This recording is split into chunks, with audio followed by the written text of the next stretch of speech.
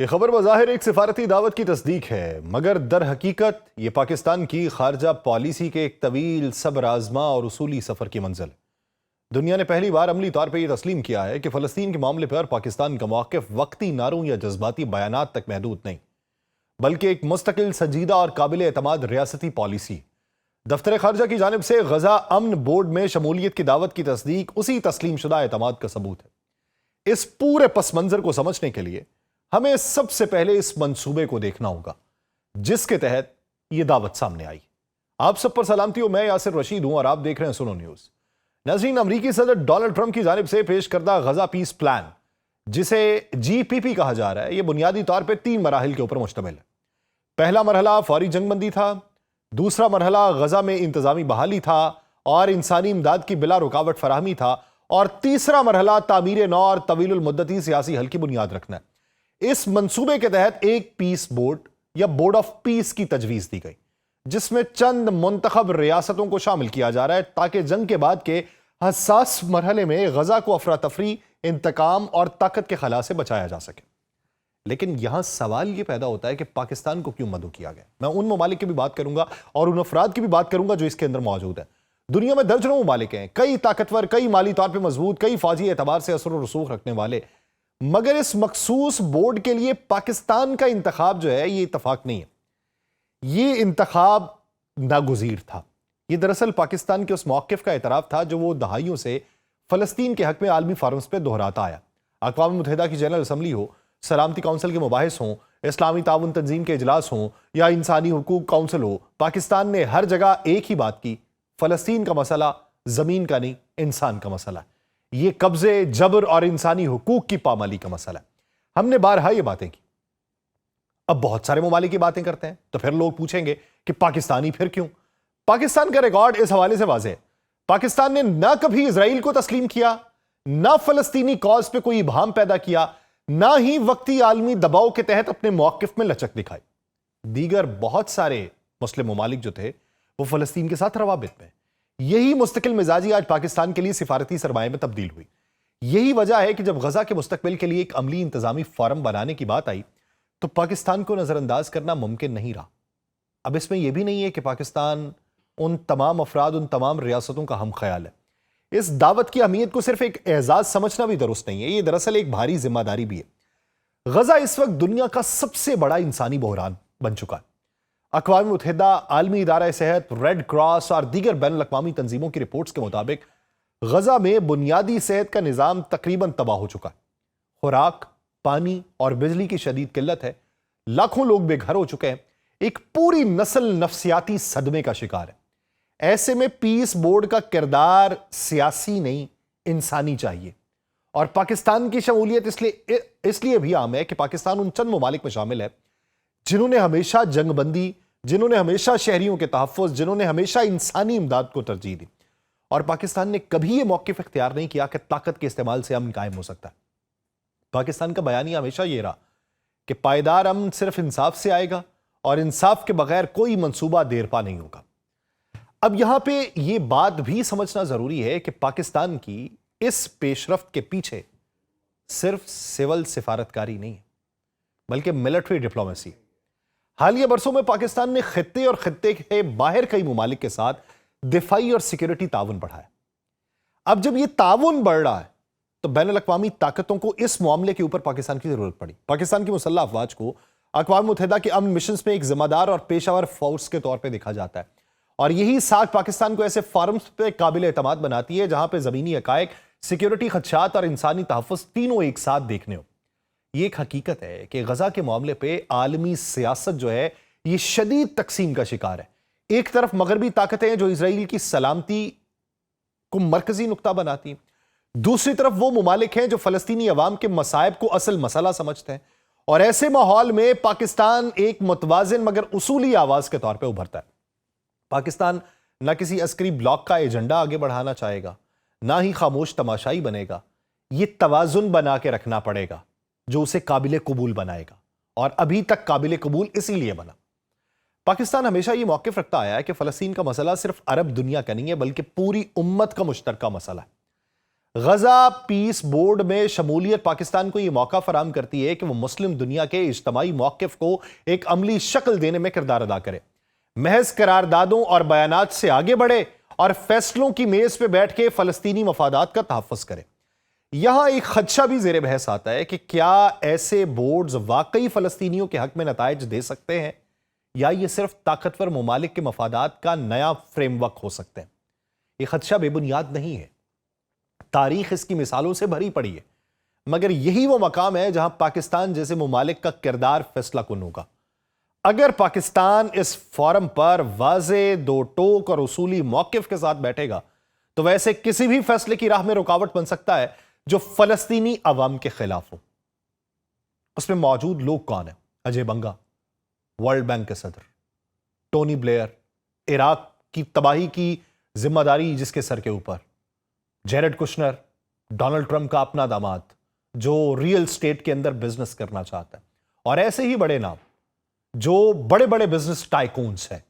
اور پاکستان کے لیے ایک موقع ہے کہ وہ انسانی امداد کی شفاف تقسیم، تعمیر نو کے منصفانہ منصوبوں اور غزہ کے انتظامی ڈھانچے میں مقامی فلسطینی نمائندگی کی حمایت کرے، اور اقوام متحدہ کی قراردادیں، بین الاقوامی انسانی قوانین، جنیوا کنونشنز اور انسانی حقوق کے عالمی اصول پاکستان کے موقف کی بنیاد بن سکتے ہیں۔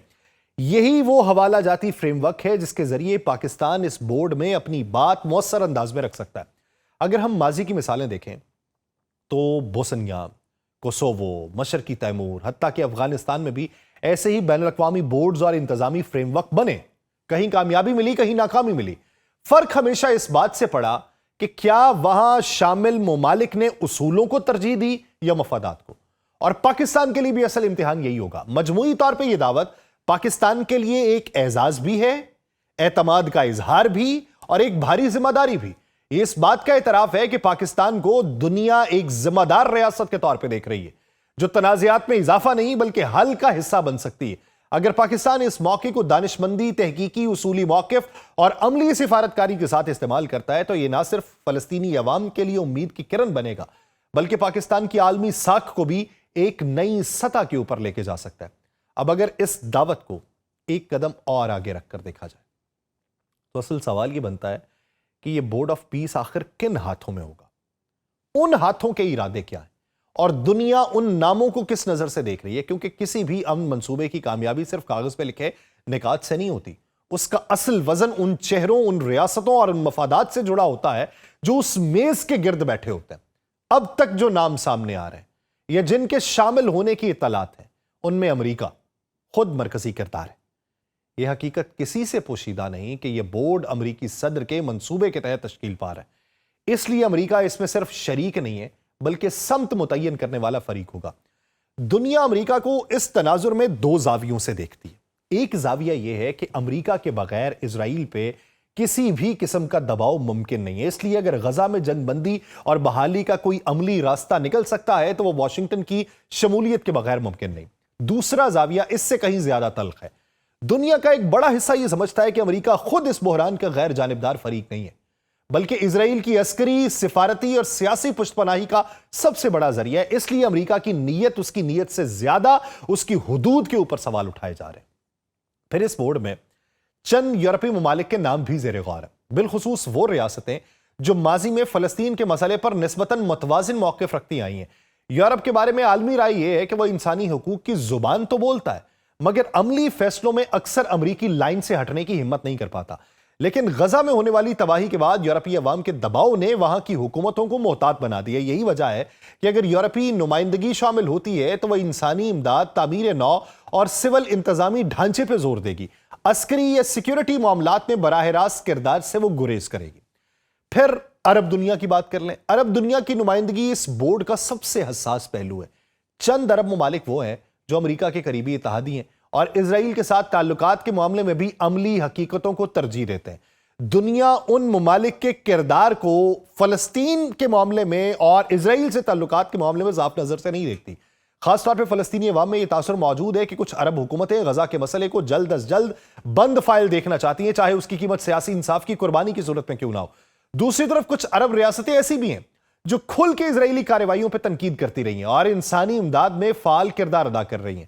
ان کے بارے میں عالمی رائے یہ ہے کہ وہ اس بورڈ میں توازن پیدا کر سکتی ہیں، مگر ان کی اصل طاقت امریکہ کے سامنے اپنی بات منوانے میں محدود ہے۔ یہاں پھر ترکی اور قطر جیسے ممالک کا ذکر ناگزیر ہوتا ہے۔ یہ دو ممالک کا ذکر کرنا بے حد ضروری ہے جنہوں نے حالیہ برسوں میں ثالثی انسانی امداد اور سفارتی رابطوں میں نمایاں کردار ادا کیا۔ دنیا انہیں ایسے فریق کے طور پہ دیکھتی ہے جو نہ صرف بات کر سکتے ہیں بلکہ مختلف کیمپس کے درمیان پل کا کردار بھی ادا کر سکتے ہیں۔ لیکن ان ممالک کی بھی ایک حد ہے، اور وہ حد بھی بالآخر بڑی طاقتوں کی سیاسی مرضی سے جڑی ہوتی ہے، لیکن کہیں نہ کہیں وہ سکم نکال لیتے ہیں۔ ایسے ماحول میں پاکستان کی شمولیت محض ایک اضافی کرسی نہیں ہے بلکہ ایک ضرورت تھی۔ اس کی بنیادی وجہ یہ ہے کہ مسلم دنیا اس وقت قیادت کے خلا کا شکار ہے۔ بہت سی ریاستیں اپنے اندرونی مسائل، معاشی دباؤ یا عالمی وابستگیوں کے باعث کھل کے موقف اختیار نہیں کر پا رہی۔ اس خلا میں پاکستان واحد مسلم ریاست ہے جو ایٹمی طاقت بھی ہے، بڑی فوجی صلاحیت بھی ہے، اور جس کے امریکہ، چین، عرب دنیا، ترکی اور ایران سب کے ساتھ بیک وقت فعال سفارتی روابط موجود ہیں۔ دنیا یہ دیکھ رہی ہے کہ پاکستان اس وقت مسلم دنیا کو اکٹھا کرنے کی پوزیشن میں ہے، نہ جذباتی نعروں کے ذریعے، نہ تصادم کی سیاست سے، بلکہ خاموش، مستقل اور ادارہ جاتی سفارتکاری کے ذریعے۔ یہی وجہ ہے کہ پاکستان کو شامل کیے بغیر اس بورڈ کی ساکھ مشکوک رہتی۔ اگر پاکستان نہ ہوتا تو یہ بورڈ مسلم عوام کی نظر میں ایک اور مغرب نواز انتظامی ڈھانچہ سمجھا جاتا، جس کا مقصد بحران کو منظم کرنا ہوتا، حل کرنا نہ ہوتا۔ اب سوال یہ کہ پاکستان کے لیے اس بورڈ میں اصل امتحان کیا ہے؟ پہلا اور سب سے بڑا امتحان اصولی موقف پہ قائم رہنے کا ہے۔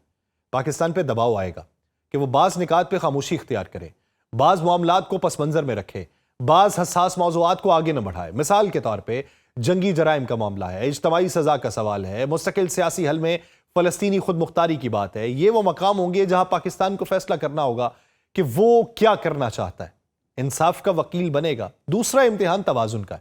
پاکستان کو ایک طرف امریکہ اور اس کے اتحادیوں کے ساتھ بیٹھنا ہے، دوسری طرف فلسطینی عوام کے اعتماد کو بھی برقرار رکھنا ہے، جہاں پاکستان کے بارے میں تشخص بہت بہتر۔ یہ ایک باریک لکیر ہے۔ اگر پاکستان زیادہ لچک دکھائے گا تو اس پر مفاہمت کا الزام آئے گا، اگر بہت سختی اختیار کرے گا تو اس کی بات کو عملی فیصلوں سے باہر رکھا جائے گا۔ اس توازن کو قائم رکھنا سفارتکاری کا سب سے مشکل مرحلہ ہوتا ہے۔ تیسرا امتحان مسلم دنیا کی نمائندگی کا ہوگا۔ پاکستان سے یہ توقع کی جائے گی کہ وہ صرف اپنی رائے نہ دے بلکہ ایک اجتماعی مسلم موقف کو میز پہ رکھے۔ اس لیے پاکستان کو پس پردہ عرب دارالحکومتوں، انقرہ، تہران، دیگر اہم مراکز سے مسلسل رابطے میں رہنا ہوگا کہ وہ تنہا نہیں بلکہ ایک وسیع اتفاق رائے کے ساتھ بات کرے۔ چوتھا امتحان جو ہے یہ زمینی حقائق کو سمجھنے اور ان پر بات کرنے کا ہوگا۔ غزہ محض ایک سیاسی مسئلہ نہیں ہے، ایک انتظامی، معاشی اور سماجی تباہی کا شکار خطہ ہے۔ اگر پاکستان صرف سیاسی نکات تک محدود رہے گا اور بحالی، صحت، تعلیم، پانی اور توانائی جیسے عملی معاملات پہ تیاری کے بغیر جائے گا تو اس کا کردار محدود ہوگا۔ پاکستان کو تکنیکی اور انسانی امدادی ماہرین کے ذریعے ٹھوس تجاویز کے ساتھ جانا ہوگا۔ اب سوال یہ کہ پاکستان اس امتحان میں سرخرو کیسے ہو سکتا ہے؟ اس کا جواب ایک لفظ میں نہیں ہے بلکہ ایک حکمت عملی میں۔ پاکستان کو سب سے پہلے یہ واضح کرنا ہے کہ اس کی شمولیت کا مقصد کسی منصوبے پر مہر لگانا نہیں بلکہ اسے منصفانہ بنانا ہے۔ پاکستان کو ہر فورم پہ اقوام متحدہ کی قراردادوں، بین الاقوامی قانون اور انسانی حقوق کے اصولوں کی بنیاد بنانا ہے، تاکہ اس بات جو ہے یہ ذاتی رائے نہیں بلکہ عالمی اتفاق کی نمائندگی بنے۔ دوسرا جو قدم ہے وہ پاکستان کو انسانی امداد اور تعمیر نو کے معاملات میں شفافیت اور مقامی شمولیت پہ زور دینا ہے۔ غزہ کے عوام کو یہ احساس دلانا ہے کہ فیصلے ان کے بغیر نہیں ہو رہے، اور یہ نقطہ پاکستان کو دوسروں سے ممتاز کرے گا۔ تیسرا اور سب سے اہم پہلو یہ ہے کہ پاکستان کو وقت کی سیاست سے اوپر اٹھ کے سوچنا ہے۔ یہ بورڈ چند مہینوں یا ایک سال کا منصوبہ نہیں، اس کے اثرات آنے والی دہائیوں تک محسوس کیے جائیں گے۔ اگر پاکستان آج موقف جو اختیار کرتا ہے وہ نہ صرف فلسطین بلکہ پوری مسلم دنیا کے لیے ایک مثال قائم کرے تو عالمی سیاست میں اصول بھی طاقت بن سکتے ہیں۔ یہ سمجھنا ضروری ہے کہ بورڈ آف پیس دراصل طاقت اور اخلاقیات کے درمیان ایک آزمائش ہے۔ دنیا دیکھ رہی ہے کون امن کو کنٹرول کرنا چاہتا ہے اور کون انصاف کو ممکن بنانا چاہتا ہے، اور پاکستان کی شمولیت نے اس بورڈ کو ایک اخلاقی وزن دیا۔ مجھے دیجیے اجازت، اللہ نے کے بعد۔